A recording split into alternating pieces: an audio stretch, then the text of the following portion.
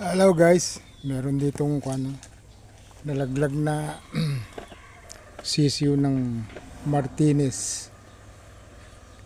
Namatay na yung bata, tinuka ng manok. Hindi ko alam kung magsusurvive ito. Kaya papakain dito.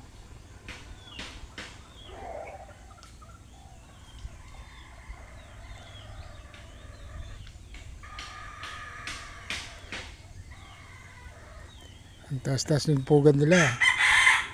Pinakamataas na silag dito sa bakurang ko. Mukhang nakawawa na ng manok. Sa tapat pa ng manok na pangsabong nalaglag.